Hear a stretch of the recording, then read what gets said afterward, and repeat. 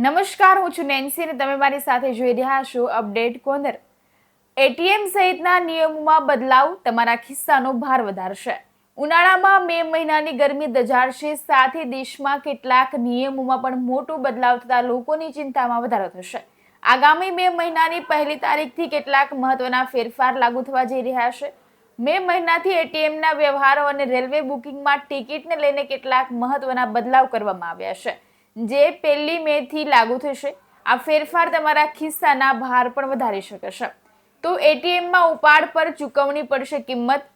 હવે 1 મે 2025 બાદથી એટીએમમાંથી પૈસા ઉપાડવા તમારે કિંમત ચૂકવવી પડશે. એટલે કે હવે તમે મે મહિનાથી એટીએમમાંથી મફત પૈસાનો ઉપાડ કરી શકશો નહીં. 1 મે 2025 થી તમે જ્યારે પણ એટીએમમાંથી પૈસા ઉપાડશો ત્યારે તમારે દરેક વખતે નિશ્ચિત કિંમત ચૂકવવાની રહેશે.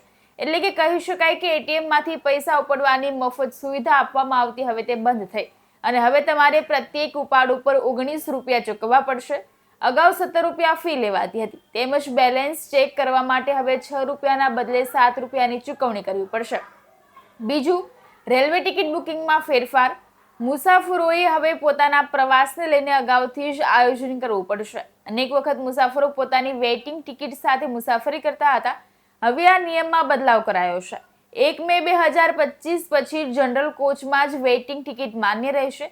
સ્લીપર કોચમાં જે મુસાફરોએ ટિકિટનું બુકિંગ કરાવ્યું હોય અને તેમની ટિકિટ વેઇટિંગ બતાવતી હોય તો તેઓ મુસાફરી કરી શકશે નહીં. આરઆરબી યોજના લાગુ.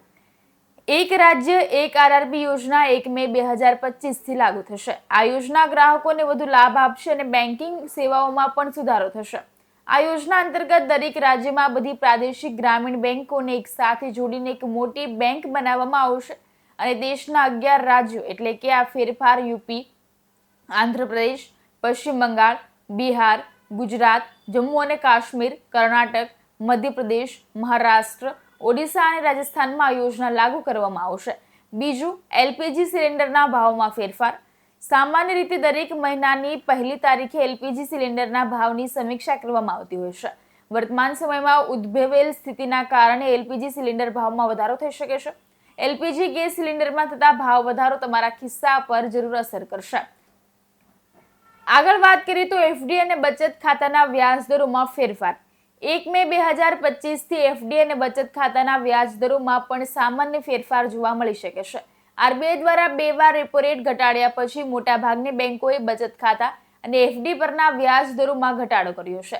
વ્યાજ દરોમાં ઘટાડો કરતા ગ્રાહકો હવે રોકાણ માટે એફડી કરવાના બદલે મ્યુચ્યુઅલ ફંડ તેમજ શેરબજારમાં આઈપીઓ પર રોકાણ કરી રહ્યા છે. તો આવા જ ઇન્ફોર્મેશનને લગતા વિડીયો જોવા માટે અમારી ચેનલને લાઇક, શેર અને સબસ્ક્રાઇબ જરૂરથી કરજો.